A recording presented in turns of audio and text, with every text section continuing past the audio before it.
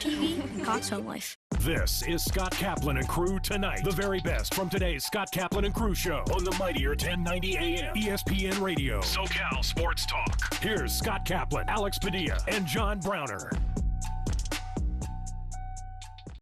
All right, great friends. Hey, what's happening? Today is Tuesday. It is July 12th. This is Kaplan and Crew with Grande and the Brown Man. We come to you from the 7 Mile Casino Studios, 7milecasino.com. For those of you who watch on YouTube or listen on audio podcasts, we take these quick little commercial breaks. On YouTube and on audio podcasts, we're back in a second. But on radio, it takes a long time. We got a lot of commercials that we got to air. So I always kind of reset at the beginning of the segment. And a lot of you guys ask me, like, why do you do that? Because I watch on YouTube and I don't really need the reset. I know, but the radio people do need the reset. The TV people need the reset. We're trying to serve a lot of masters here: radio, TV, YouTube, audio, podcast. So work with me here, beautiful people. Work with me. You know what I'm saying? What are you guys saying? What's going on? What's going on here? Metallica's Master of Puppets has a new life, a new lease on life because of Stranger Things. Add it to the That's what list. I'm singing right now. So wait, both of you guys have seen Stranger Things. Correct. And both of you guys have told me that I wouldn't like Stranger Things. Correct. No chance. Do you guys think maybe I should, and I'm asking seriously, because I did watch that 4-episode series that you gave me, Alex, this Pray and Obey thing that I've been focused on today. Yeah. Neither one of you want to suggest to me, like, hey, dude, do yourself a favor. Go watch episode 1 of Stranger Things. Give it 3 episodes and tell us what you think. Like, nobody's suggesting me. You're telling me I won't like it. Stay away from it. I mean, if you're willing to watch it to keep up with pop culture, then you should watch it. Like, I've watched things just because people are talking about it, not so much I'm interested in it. I just want to be left out. FOMO, Do you have FOMO? Then maybe. I don't know that I have FOMO, but I will tell you this, that I want to say it was last week. I think it was like Friday or Saturday night. Maybe it was a week earlier. We were out one night, and for some reason we came home and we decided to order Domino's pizza. When was the last time you've ordered Domino's? Brown, are you probably, I don't know. Brown, are you a Domino's guy? A week ago? Domino's. Mm-hmm. Domino's doesn't deliver to my apartment, so Really? Yeah, they don't. Right up the street. I've actually gone away from Pizza Hut too. I'm a local now, dude. I get local pizza, but I can't tell you the last time I had Domino's, dude. I really do not. Well, this know. was Pizza Hut, yes, but this was like a late night Domino's thing. Actually, you know what? Now that I think about it, it was 4th of July, and we were over at some people's house. They had a party, and they had brought in like all this barbecue from like Phil's Barbecue, so like ribs and chicken and all the kind of side stuff that goes with it. But now it's like, call it 8:30 at night. Fireworks were going off, and the food had all been, it had been gone. So we, for some reason, decided we're going to order Domino's for those who are the late night people. But the problem is we wound up ordering like $100 worth of pizza. But slowly but surely, people started to leave the party. When we ordered the pizza, there were 20 people there. When the pizza got there, there were like 5 of us. Everybody was hungry. Yeah, but everybody left, right? The Domino's boxes all had like ads for Stranger Things on the boxes. You know how like fast food restaurants like McDonald's or Burger King or whatever, they'll have like a deal with a movie, or in this case, a series. Like a Thor cup or whatever. Yeah. So Domino's had Stranger Things all over the boxes. And I was like, I think I'm the only person in America that's not watching Stranger Things. And my excuse for why I'm not watching it is because you guys keep telling me I won't watch it or I won't like it. What won't I like about it? First of all, tell me why I won't like it. It's 4 seasons. Okay. All right, that's a problem 4 immediately seasons. because I'm already 4 seasons behind. Okay. Right. And that's always your biggest complaint. Well, how much do I have to catch up on? Yeah. Every episode is an hour. Mm-hmm. Yeah. It's very much, the first couple seasons is very much like, what kind of show or movie would you compare it to, Brown? It's a lot of callbacks like E.T., like 80s. It has a very Stand By Me feel to it in the very beginning. Like, it's a combination of Stand By Me and Sandlot. Then you throw an alien in there. The main characters are kids. Right. That to me just doesn't even scream like anything you would even watch. Mm-hmm. A lot of like Dungeons and Dragons references. A lot of references to Dungeons and Dragons. Well, it's really about Dungeons and Dragons. Initially. It's about aliens and technically a superhero, not really a superhero, but superpowers. And the thing that it also highlighted for me that I never really realized until the end of this season, how poor people parented in the 70s. Really?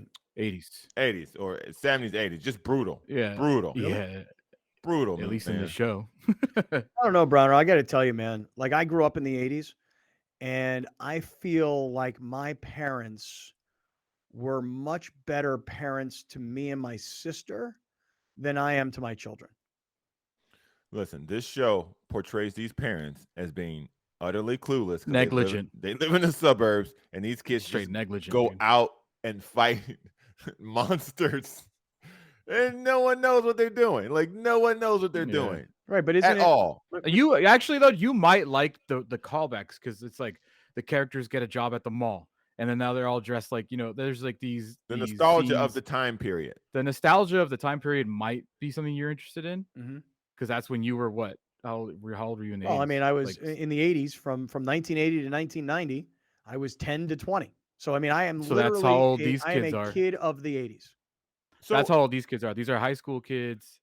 Well, season 4, they're high school kids in the 80s. Mm-hmm. So maybe. So you say that your parents were a better parent to you and your sister than you were to your kids, but they're vastly different. Those are vastly different challenges. Vastly different challenges than the time. There was 2 of you and 4 of them. Yeah, you're outnumbered. Mm-hmm. That's problem number 1. Trust me, I know. You know about being outnumbered 4 to 2? Yeah, man. As a black man in society, you outnumbered by a lot of stuff. Oh, really? Mm-hmm. Got it. And what about children? I don't know what you're talking about. All right. Okay, one to one. I'll just keep moving on. I'll just keep moving then. I'll keep moving. Those of you who know, you know. Those of you who don't, you don't. Yeah, my parents were better parents to me than I am to my kids. I'll tell you why. My kids now, they have a lot more freedom than I had. A lot more. I remember when I was a senior in high school, my best friend, I've mentioned my boy Andrew on the air many times. My best friend Andrew, our senior year of high school, he was going on a cruise ship. We lived in Fort Lauderdale, right? So he was going on a cruise ship for one of the Jewish holidays. It was Passover, and he was pretty religious guy at the time, and he was very good at like running the services, even as an 18-year-old kid. So he said to me, he goes, "Hey, I'm going to go on this cruise, and I'm going to bring you with me, and we're going to have a great time on this cruise, and I'm going to run these services." And I was like, "Okay, great, let's go." And I go home to my parents, and I'm like, "So I'm going to go on this cruise with Andrew for the next like 3 days," and I'm 18 years old by this time, and my parents are like, "No, you're not." I'm like, "Why not?" And they're like, "You're just not going on a cruise at 18 years old by yourself without parental supervision." I'm 18. I'm going to college. This is, I don't know, April of 1988. I'm like, I'm going to college. I'm an adult now. Like, I can go on this cruise. What kind of trouble am I going to get into? You're not going. My parents forbid me to go, and me, I'm the kind of parent that I'm like, "Oh, you can go away for 3 days?" Wasn't your kid in the Dominican Republic right now? She's in a camp. Or Coachella? She's in But still, like that's such a long leash, dude. Like, go to a different country. That's precisely what I'm saying, is that my parents had much more control over me, and they were much more disciplined with me than I am with my own children right now. Keep in mind one other thing. I'm not suggesting to you that people weren't getting divorced in the 80s. They were. I have plenty of friends whose parents were absentee, and this was the years of, like cocaine was becoming like a big thing. I remember people's parents like having drugs in the house, and they were absentee parents in certain instances. But my parents were real strict. They did not give me a big long leash. Not that I felt trapped in any way. They were there. My mom and dad were married. They were middle-class people. They were hardworking people. And there were no luxuries the way my kids have experienced things. My dad didn't take me to the ball game and bring me on the field before the game. I didn't know what a private plane was until 10 plus years ago. My kids have been able to go on private planes. My daughter has traveled literally around the world, Israel twice, Italy twice. Now she's in the Dominican. I'm just saying that my parents were better parents to me than I am to my own children. I think that. I really do. I think that. So Stranger Things all happens in the 80s, huh? How about this, dude? I'll just challenge you to do this. Watch at least 3 episodes. of Stranger Things. And should I that'll give you your answer. Should I go season 1, 1, 2, 3, or is there a reason to jump in somewhere? Of course. Else? Don't watch out of turn. Don't watch out of turn. This is one of the shows that every episode it's a continuation. It's a story. It's not a Okay. All right. Except for that one season, because you are missing out on cultural references now, because it's become so big. It's become the Game of Thrones of Netflix. Like that's their biggest show right now, and they're putting so much money into every episode. I mean, geez, like the last episode of season 4 was 2.5 hours long, dude. So wow, like, yeah. I just was seeing recently here over the last few days on AMC, not that I normally watch television, but it just so happens that I was flipping channels. I was trying to get to Bally's so I could watch a Padre game. And I saw AMC, I want to say on my cable is like 52. And I think Bally's is 56, something like that. And they had a Breaking Bad marathon on for days. Breaking Bad over and over and over and over again. Apparently, the second half of the last season of Better Call Saul is happening. I love Breaking Bad. Sunday. Okay. I loved Breaking Bad. It's one of my all-time favorite series, but I never got into Better Call Saul because the first couple episodes were super slow and I never got into it. But apparently everybody tells me that Better Call Saul is an incredible series, which I have no exposure to. I am caught up through 5. And I thought by the time I caught up through 5, season 6 would be done and it would be on Netflix. And now I'm stuck. I don't know where to watch it. I don't know where to watch season 6. So I'm not going to watch live TV or anything like that. So DVR. But I already missed the first half. Where's Better Call Saul on? Is it on AMC? AMC. And so you have to wait a week. It's not like they drop it on Netflix. Yeah, no, you gotta wait till it's done, and then probably a couple months after that before it shows up on Netflix. Damn. All right. Well, I'm thinking like Hulu where it shows up the next day. Yeah, I'm thinking about Stranger Things. You guys have got me thinking. The more you tell me I won't like it, the more I'm thinking I might want to try it. All right, stick around. There was a really epic scene with Metallica's Puppet Master or Master of Puppet song. So we were saying we got a lot of masters. It just popped in my head. Got it. Hey, I want to talk some football because I mentioned that before the break. Before I do, quick mention here of our friends at Mazda of Escondido, MazdaofEscondido.com. Alan is the general manager at Mazda of Escondido, and here's what he has asked me off the air to say on the air. Hey guys, Alan needs your used cars. Used cars, for whatever reason, supply chain issues, whatever, are now all of a sudden appreciating assets rather than depreciating assets. Alan needs your used cars at Mazda of Escondido. So if you want to trade a car in to get a brand new Mazda product, you're going to get more for your used car than ever before. If you don't want to trade it in for something new, but you no longer want this used car, Alan's ready to buy it for you right now on the spot. So think about this. You've got a used car. You feel like you don't need it. You feel like you don't want it. You know it's worth more than ever before. Come to Mazda of Escondido and let Alan buy it from you. Mazda of Escondido, MazdaofEscondido.com. All right. What are you giggling at? On Spotify? Yeah. I was just looking it up. So remember I told you that song Running Up the Hill by Kate Bush is like blew up again because of Stranger Things? It's the top song in the US and in the world for streaming still. But Master of Puppets is now 13th. So it's climbing the charts again. Wow. Think about the influence of a show like this. Pretty amazing. Yeah. It really is. Insane. And I am the only thing I know about Stranger Things, it was on my Domino's pizza box. Don't I feel like a dope? If you know nothing about it, then you can easily like tune in, you know, right. Like you don't know anything about it. So nothing's been spoiled. I may try it. I may just start watching Stranger Things. I may just start trying to watch it. The only problem I have is that if I watch a series without Rachel, without my girlfriend, then I start getting into it. I want to watch it, and then she's not caught up, and then I'm watching this, and she's not watching it, and then that's not seen Stranger Things. She's not seen any of it. No. That's where I'm at right now, dude. I don't mean to make a whole TV segment again, but who cares? Started watching the show on Amazon called The Terminal List. So good, so good with Chris Pratt. And a lot of it is filmed here in Coronado, dude. Badass show. So I'm watching it. I'm on episode 3, and my lady sits down and she starts like watching it with me, and then she turns to me. She's like, "We're watching this together now," and I was like, "Yeah, I don't want to wait." Well, hey, listen, dude. The show. Hold on. Wait a minute. You don't watch episodes twice? No, not really. This is the same guy that watched The Sopranos twice, the same guy that watched Game of Thrones like 4 times the entire series. Just watch an episode twice, fall asleep when she's sitting next to you watching when it's her turn. Mm-hmm. Dead giveaway. It's not a terrible idea. But here's the point. You ready? So the thing that you just got me into, that 4-episode series, Keep Sweet. Rachel and I watched episode 1 together on Sunday night. I'm done, and I don't even want to tell her that I'm done, because if I tell her that I went on with the other 3 episodes without her, she's going to be pissed. Yeah, I wonder if fellas, come on, fellas. Man up, bro. Watch it again and fall asleep. Yeah, that's a good idea. That's a very good idea. I'm not going to tell her that I watch it without her, and then when we watch it together, I'm going to fall asleep. That's a great idea.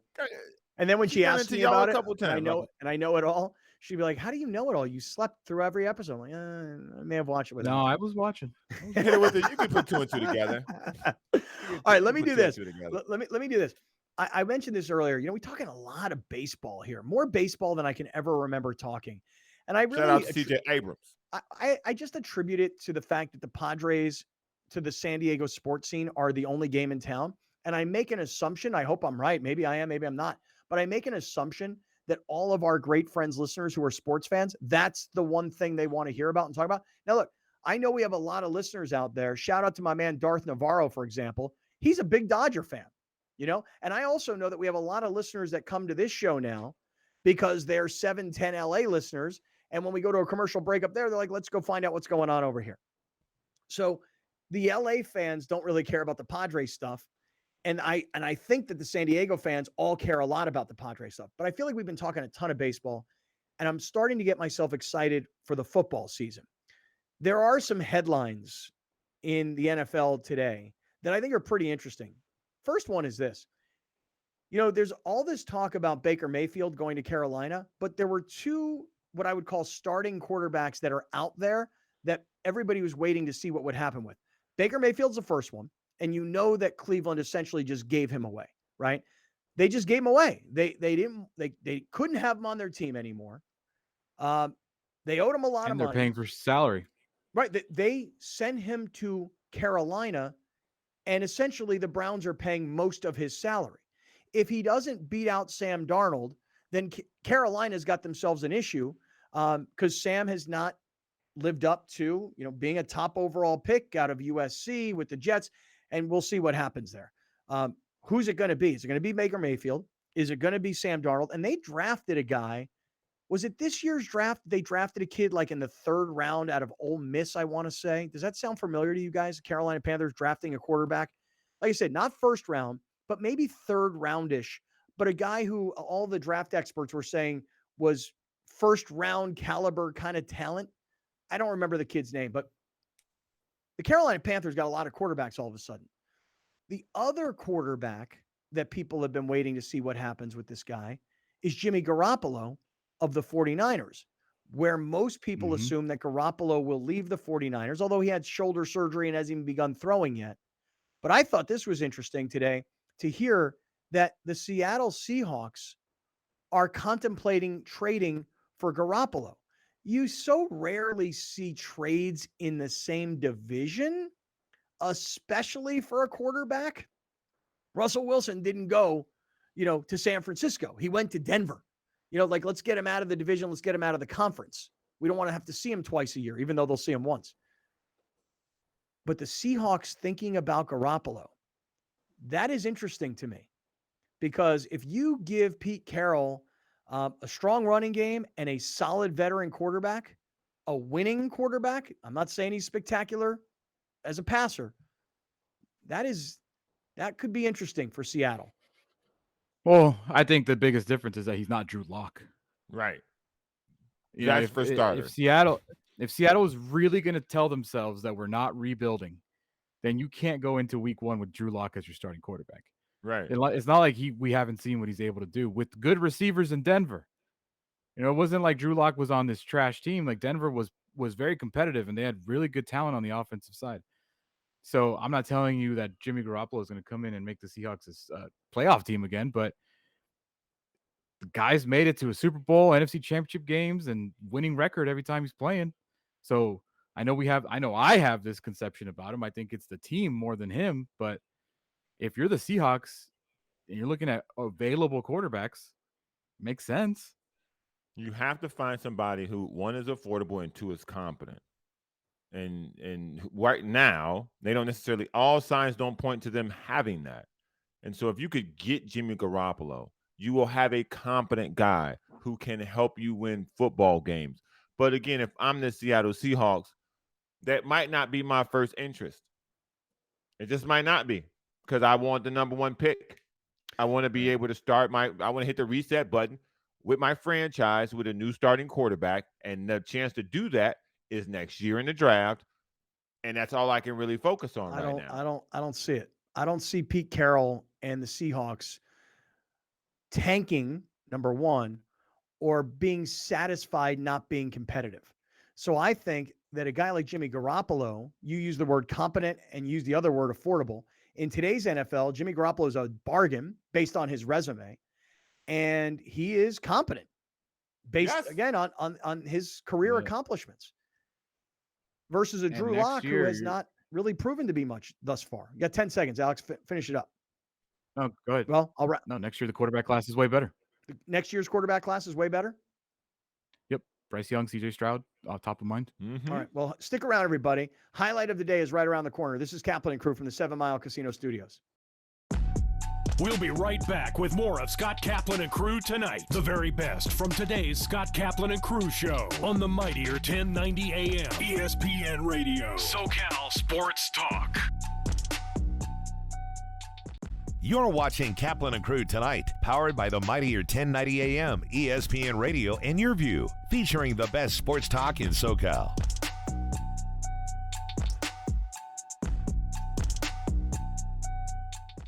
Rome comes home. Yes, I said it. You can now catch the Jim Rome Show Monday through Friday, noon until 3 p.m. on the mightier 1090 ESPN Radio. Back to San Diego, where it all started, on the mightier 1090 ESPN Radio, SoCal Sports Talk.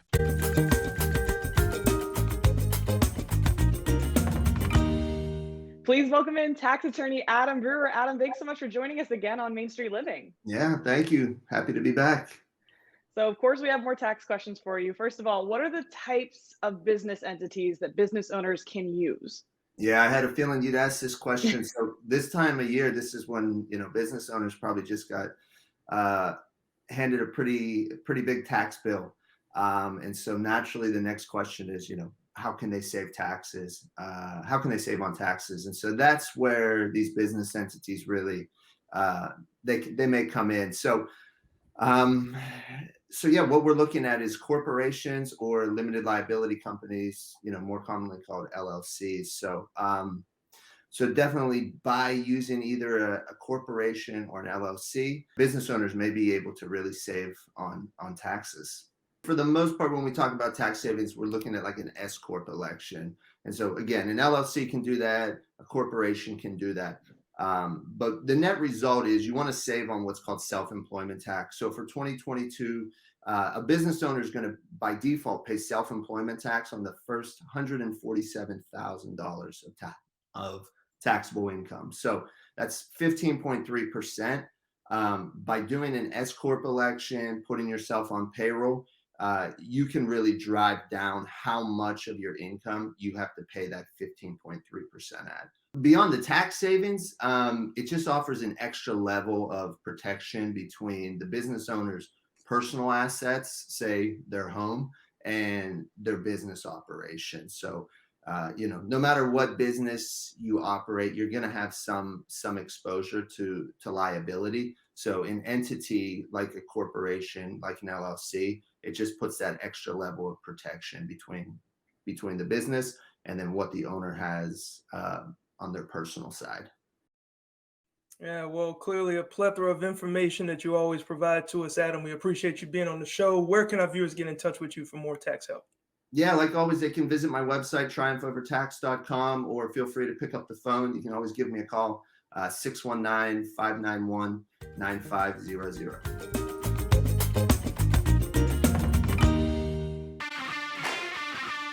The 2022 San Diego Loyal season continues. Live on Your View and YourView.com. Watch the San Diego Loyal host the San Antonio FC Saturday, August 6th at 7 p.m.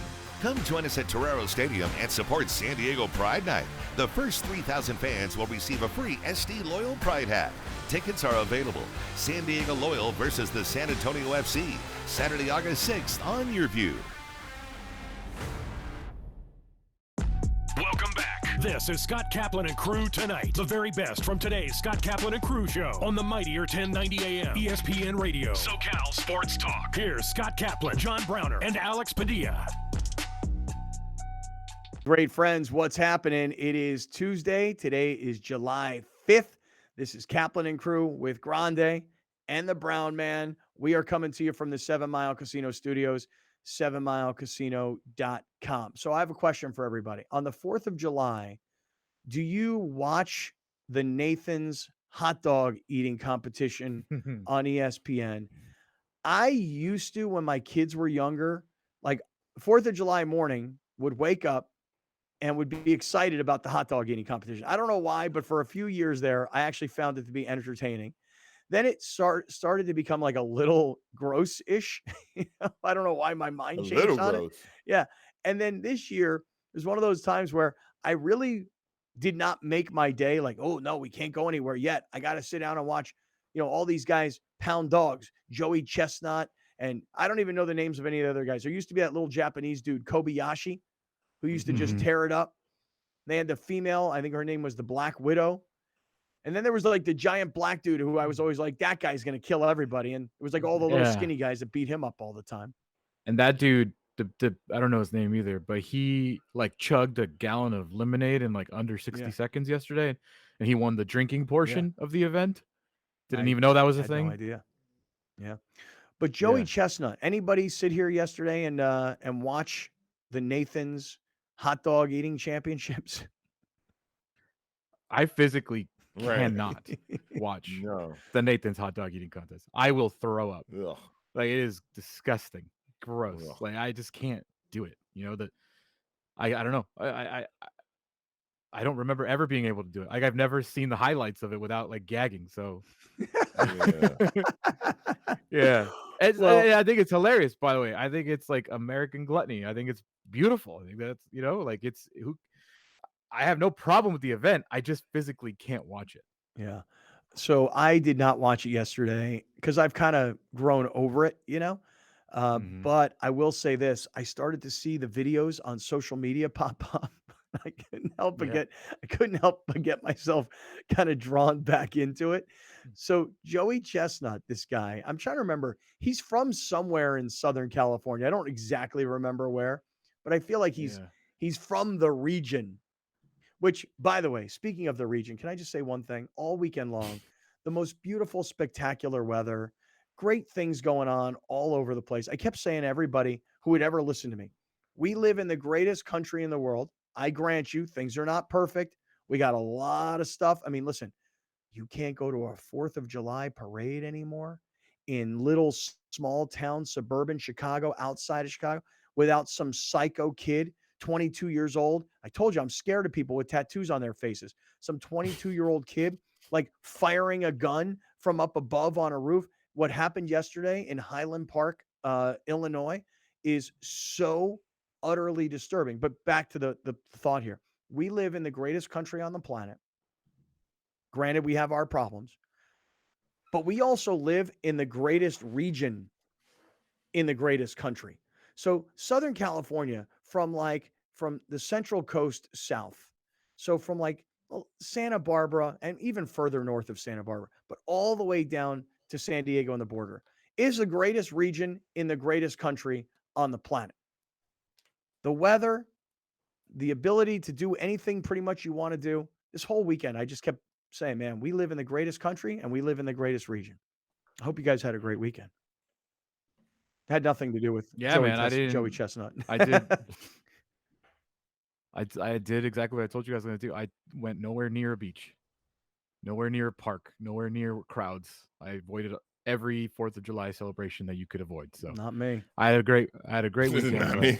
Not me. I didn't do anything. Dude, I was in the middle of the mess, dude. I'm serious. I was in the middle of the mess. Well, I'll tell you about it in one second. But what I mean is, getting back to Joey Chestnut, he's from somewhere here in Southern California. I don't exactly remember where. I'm seeing Kentucky. Oh, really? Maybe that's where he lives now. But I thought that he went to school in San Jose State. Oh, really? At San Jose State. Yeah. I wonder if he anyway, whatever. Not important. Here's what is important. So, you know how like basketball games, NBA basketball games are now like interrupted with protesters, you know, right? The hot People dog trying to glue their hands to the floor. Right. Like some girl gets out on the floor and like wants to glue herself to the floor, you know? Yeah. Rarely do you see in a football game or a baseball game a protester. Now, it doesn't mean you don't see a streaker or somebody who jumps out onto the field and makes the security guys look out of shape and unagile, okay? But there was protesters in the F1 race this weekend. No way, really? They tried, thankfully they didn't, to get on the track while there was stuff happening. Oh, dude. Yeah. You willing to risk your life over your protest? Okay. Because if you get run over and chopped in half on an F1 course, that's your fault. Mm-hmm. Message dead. Yeah. Luckily they did not. Well, so here's what happens in this whole hot dog eating thing. This protester comes up on stage. Now, before we show you the video, for everybody who's listening on radio and audio podcast, just imagine this. You ready? Here's Joey Chestnut, the world champion of hot dog eating. And he's up there stuffing his fat face, right? Buns, dogs, dipping them in water, got his whole system down. Guy's there to defend his title. In the middle of pounding dogs, some guy jumps up on stage and has some like message, which by the way, I've never been able to read. I don't know what it is. Your protest, sir, still don't. Your protest went completely off the tracks because none of us could read what it said. And even if we could read it, which I had to freeze frame it a few times, I still don't know what this means. Expose Mythfield Death Star. And the guys got on this like this Darth Vader. like Star Wars Darth Vader mask. Now the beauty of this, he's choking him with this is the best video. This is so great. So Chestnut gets pushed. The guy legitimately throws an elbow at him and moves him off his spot. And then Chestnut's like, what the hell? He sees the Darth Vader guy. He immediately goes for a chokehold with his right hand. And once the guy is down, he puts the dog back in his mouth with his left hand. Right hand choke, left hand eat. Can I say something? Yeah. Athlete. Oh, dude, what an athlete. World class. That is a dude. When you are in the middle of your sport, pounding these dogs in your mouth, putting these wieners all up in there, and some dude bumps you, you have the physical ability to put him in a chokehold whilst holding dogs, throw him down, look at him and be like, yeah, and go straight back to the mouth. That is athleticism. That's Jordan stuff right there. That is athletic. That's next level. That's Tiger. That's Jordan. That's Pele. That is Chestnut. Woods, Jordan, Pele, Chestnut. Yeah. I have a sense, Browner, that you don't see what Joey Chestnut did as spectacular athleticism, but I want to just remind you, remember, this is a guy in competition. You don't see a guy run out onto a baseball field and have a bunch of baseball players choke him out. You don't see a guy run onto a football field and see a player spear the dude. Okay? You don't see that in other sports. Security handles that kind of stuff. In this sport, the sport of competitive hot dog eating, if I got to police the situation by myself as the LeBron of hot dog eating, I'll take care of business. And by the way, we're giving Joey Chestnut a whole lot of credit here. But if you watch the video again, I don't remember the guy's name who's like one of the announcer guys, but who's also like the guy who is kind of the commissioner. The hype man. What's his name? Yeah. I don't know. Dude, the hype man. The hat man. He too, though, immediately is like, oh, no. Death Star guy. You are not interrupting the hot dog eating championship. So while Chestnut threw the chokehold, it's the announcer guy from the competitive eating world that also jumped this dude.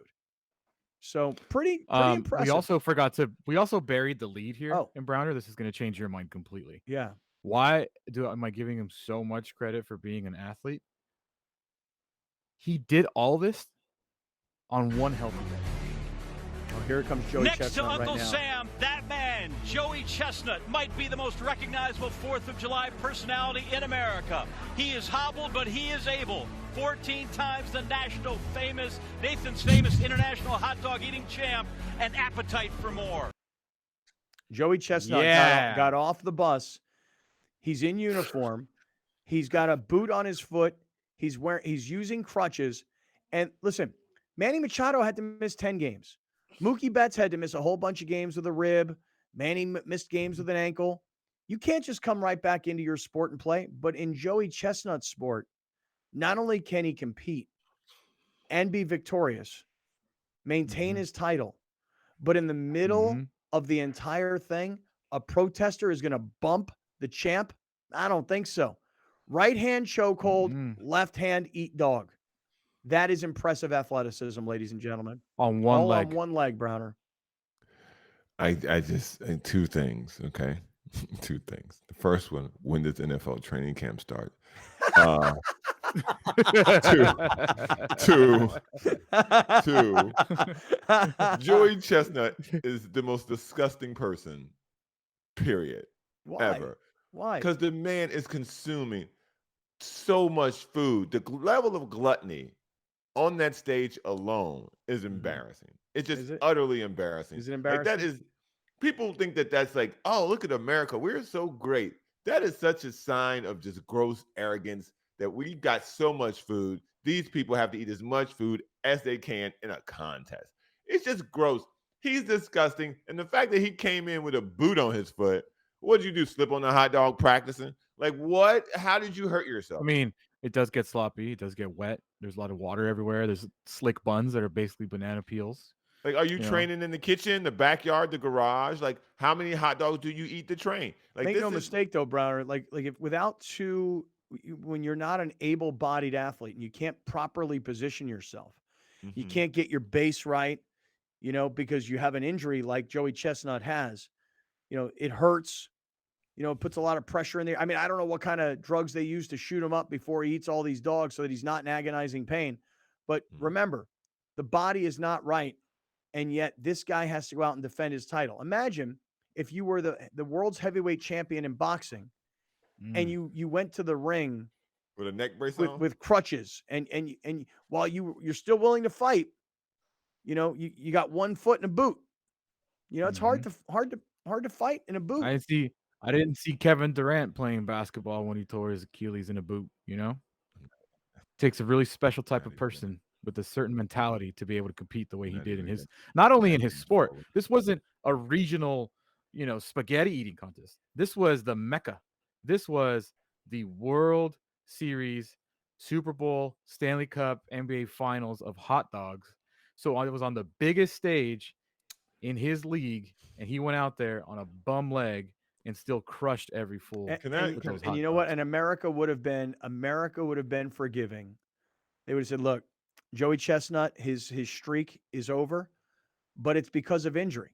If Joey Chestnut were 100%, he still would have gone out there. He still would have won. But in this particular instance, on crutches, in a boot, being distracted by a protester, not only do you take down the protester and continue to eat, but you win again. I mean, the statistics and the championship belts that this guy has accumulated over the years tells you he is in rarefied air. Michael Jordan, Tiger Woods, LeBron James, you name it.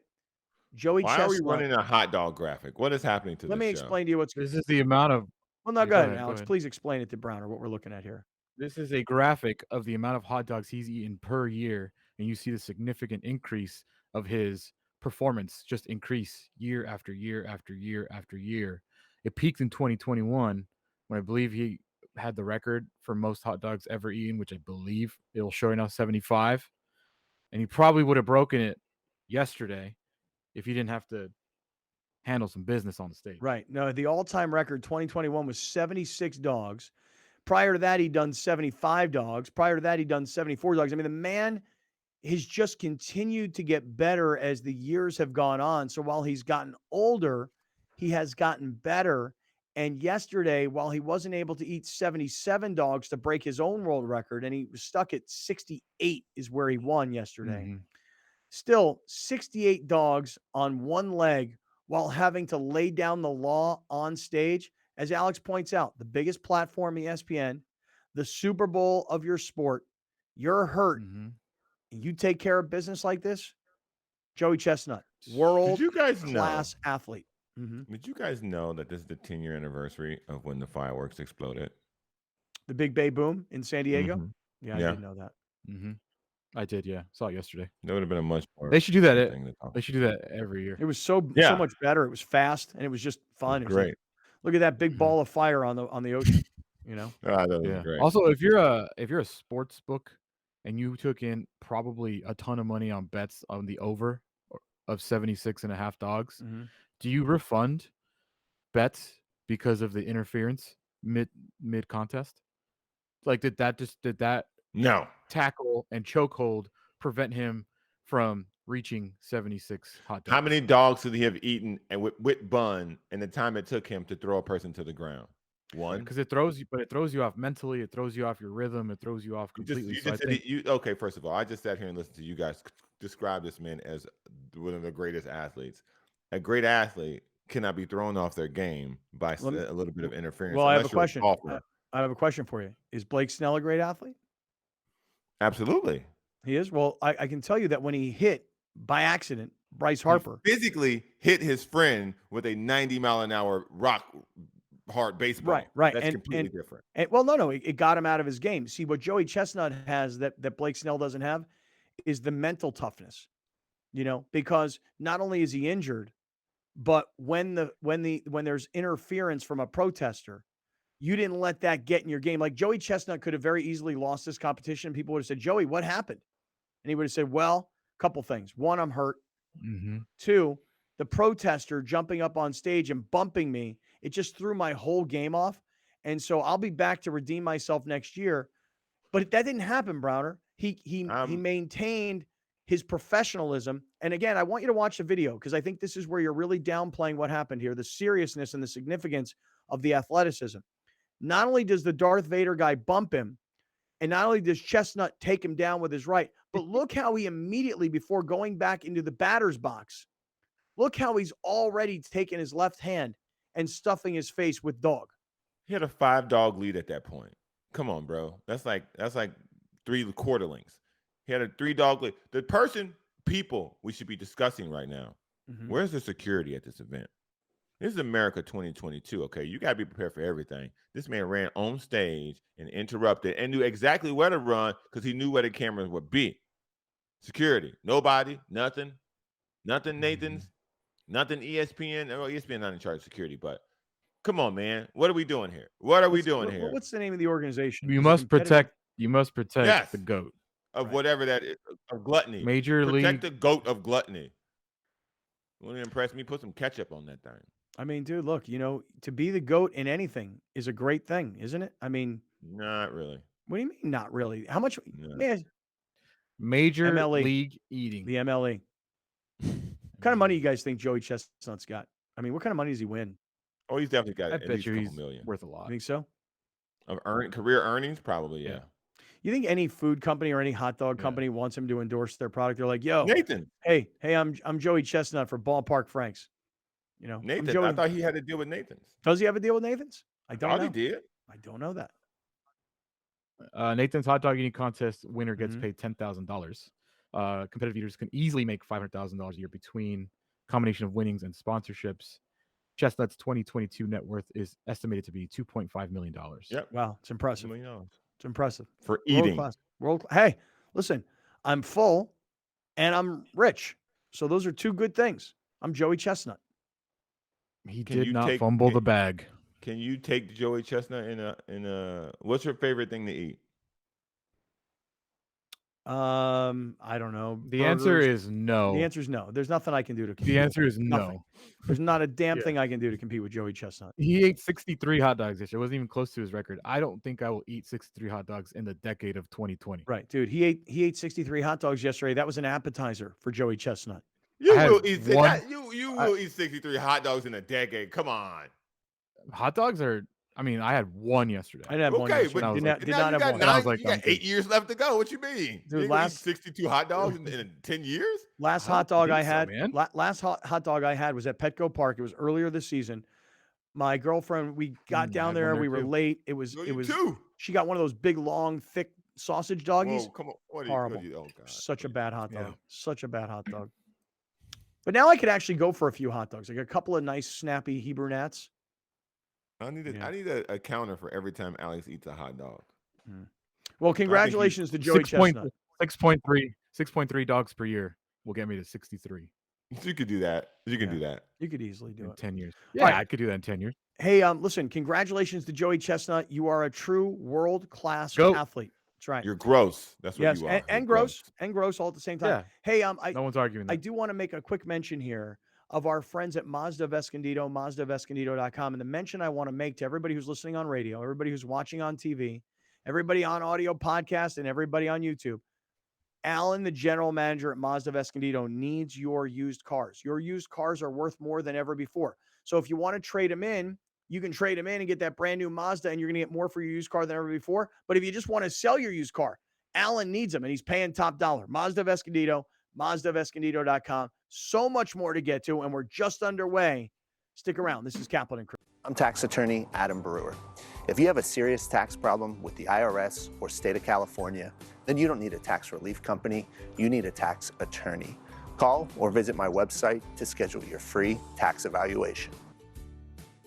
You're watching Kaplan and Crew tonight, powered by the mightier 1090 AM, ESPN Radio, and Your View, featuring the best sports talk in SoCal.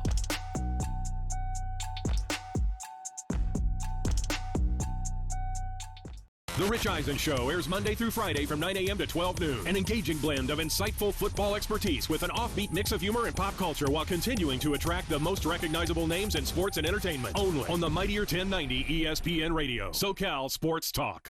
I'm tax attorney Adam Brewer. If you have a serious tax problem with the IRS or state of California, then you don't need a tax relief company. You need a tax attorney. Call or visit my website to schedule your free tax evaluation.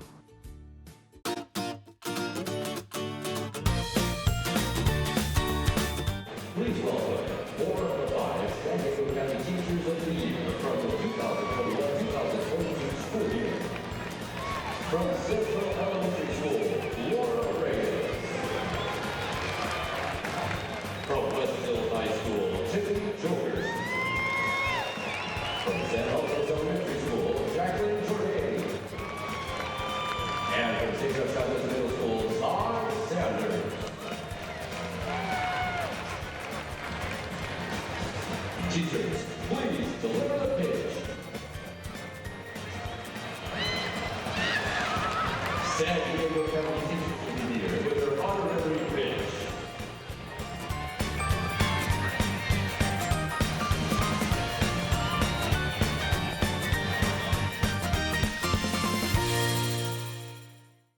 I thought I was okay. I had a degree, I had work experience. I should be able to provide for my kids. But they're just things that you don't plan on in life.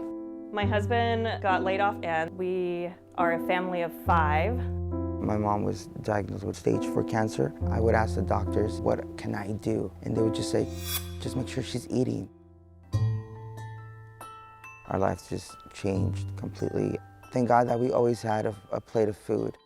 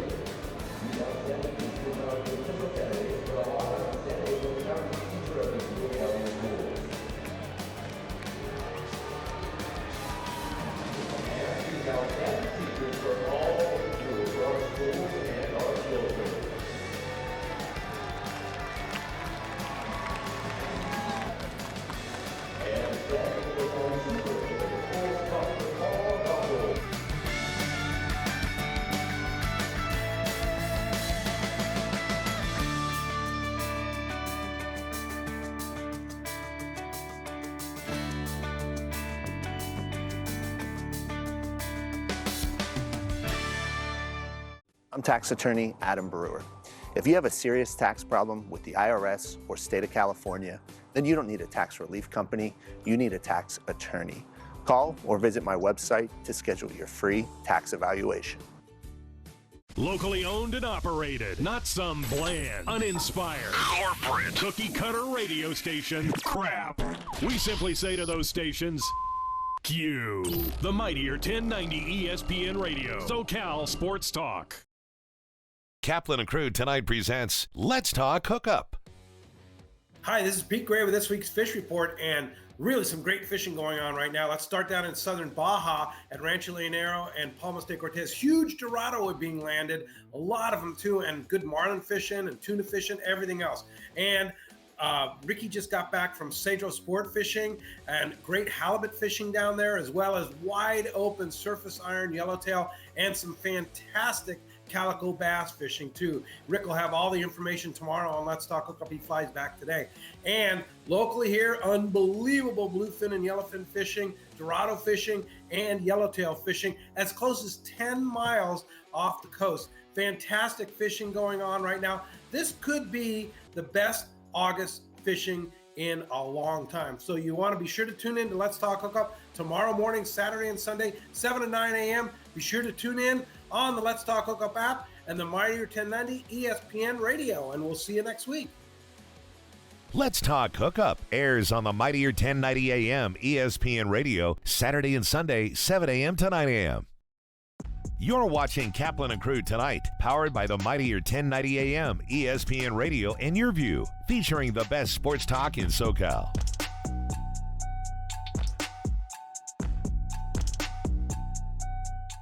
What's going on to all the great friends that watch the show on television here on Cox Your View? What you're about to see will never be heard on radio, won't be seen on YouTube, no audio podcast. This is just for you here on Cox Your View. Hey to all the great friends out there that watch on Cox Your View. You might be in San Diego, Orange County, LA, Santa Barbara. We're happy to have everybody here. What we love to do in this time is it's a Cox exclusive. This is stuff you're only going to see here on Cox. Not going to hear this on radio on 1090. Not going to see it on our YouTube channel. Not going to hear it on any of the audio podcast platforms. This is just for you guys that watch on Cox Your View. A really big show coming to the Scottish Rites Event Center in Mission Valley in San Diego. If you love trading sports memorabilia or buying or selling, this is going to be the place for you. It's coming up on August 6th and 7th. And here's the guy running the entire operation. Here's Joe Oliveri, known to his friends as Joe O from SD Collectibles, who's running this show. Hey, Joe, how you doing, man? I'm doing great. Thanks for having me on, Scott. Always a pleasure. Yeah, my pleasure, man. Let's talk about this.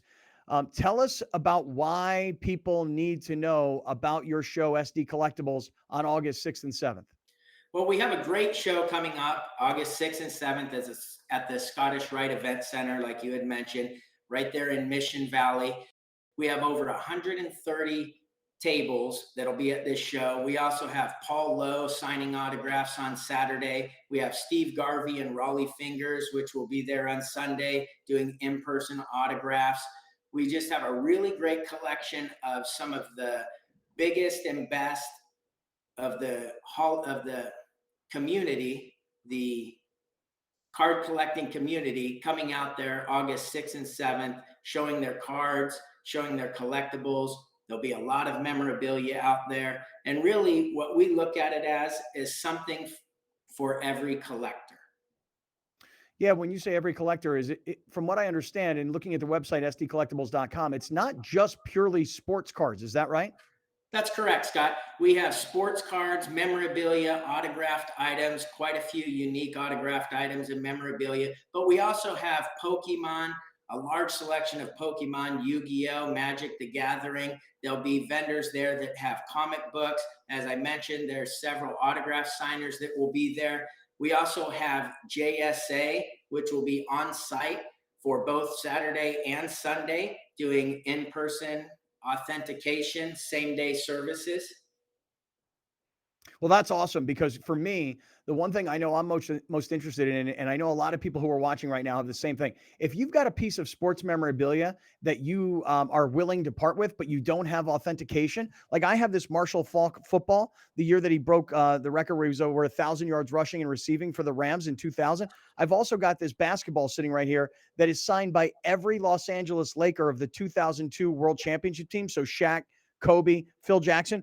I don't really honestly know if they're authentic. I think they are. It's just I don't have the paperwork. So I can bring this stuff to your show and get it authenticated on site. Is that right? That's correct. You can bring your autographed items, whether it's memorabilia such as those basketballs, footballs, baseballs, bats, cards, photos. You can bring them right to the show Saturday or Sunday. Stop by the JSA booth. Chris would be happy to help you there. He'll be on site with his team, and they can authenticate different items that you have that have autographs so that you can find out, one, if it's real, and two, it just gives it that much more value when it is authenticated. What if I get it authenticated and I want to sell it? Is there a way for a private person like myself? I say private, I mean, like, I'm not in the business. Can I sell this stuff? Yeah, you sure can. There's a couple different ways to do that. I mean, obviously, there's some online ways to do that take a lot of time and a whole different set of really procedures. But one of the great things that you can do, we have tables available and we have options for everyone. We do have some vendor tables available, 6, 8, and 12-foot tables. You can bring your items down there to sell. You can bring your cards, your memorabilia, and so on. If you have some memorabilia items like you're showing there, Scott, you can get them authenticated right at JSA, bring them over to your table, and you can put them out there for all of the attendees to see and see if you can make a deal on selling it or possibly trading it for something that you have a little more interest in. All right. Well, while you're talking, I know Alex is putting up on the screen for everybody the website. It's sdcollectibles.com, sdcollectibles.com. Information about where, when, who's going to be there signing autographs, how you can get authenticated, how you can buy a table and space if you want to sell your own collection. Joe, this is going to be a fun show. This is going to be really cool. Give us any final thoughts, things you need people to know before you roll. Well, one of the great things is it's a family-friendly event. When you come to our shows, you'll see a lot of people, both the parents and the kids, showing them around because there's something for everyone. There's bargain boxes of cards that are anywhere from 50 cents to $1 up. And then if you're one of those bigger collectors that likes to find those unique cards, maybe those graded cards, those Gem Mint 10, there's going to be thousands and thousands of those on display, as well as what's called the trading card game, the TCG, with Pokemon, Yu-Gi-Oh, Magic, and so on, comic books, as I mentioned, autographed memorabilia and such. If I could give a special thank you to some of those in our community that have helped support our event. Stacked Packs, big supporter and sponsor of our event. Poke Familia, J-Lo Collectibles, SD Sportsmen, and OC Dugout. Those folks really helped support our event, and they'll be at the show. So if you have an opportunity to come out and attend, come by and say hello to those folks that have vendor tables set up. Joe, it sounds like it's going to be a great event on August 6th and 7th. The website is SD Collectibles, and we'll see you down there. Thanks, Joe. Thank you. The NFL lives here. If it's about the NFL, you found the right station. Join 1090 every Sunday during the NFL season for the exclusive SoCal home of not one, but 2 NFL games every Sunday during the season on the Mightier 1090 ESPN Radio. I'm tax attorney Adam Brewer. If you have a serious tax problem with the IRS or state of California, then you don't need a tax relief company, you need a tax attorney. Call or visit my website to schedule your free tax evaluation.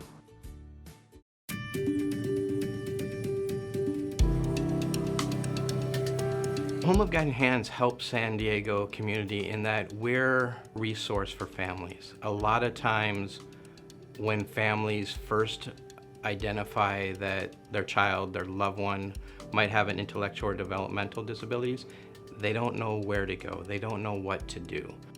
And we're here to help guide people through that process, to show them what a thriving life their loved one can have. It's a passion I share, having a daughter with a disability. I really love the place that I live at. Because of Home of Guiding Hands, I was able to move out of my parents' house and into a beautiful home that I love living in. And so like if you have an independent living service coordinator, they will help you like learn more about being independent, and they help guide you through different things. They've helped me with lots of encouragement and love. They've also given me an ILS worker who is an amazing person, and I love her so much. She's great. I could tell you the first, I think, week or so, I wasn't feeling very confident in myself. The first couple of nights I was like, oh, this is scary. But I look back on it now and I'm like, this is so easy. Main Street Living celebrates diverse abilities in partnership with Home of Guiding Hands, supporting the special needs community for over 55 years. Thank you for joining us. Catch Scott Kaplan and crew tonight from 7 to 8 p.m. Pacific every Monday through Friday. The very best from today's Scott Kaplan and crew show on the mightier 1090 AM ESPN Radio, SoCal Sports Talk.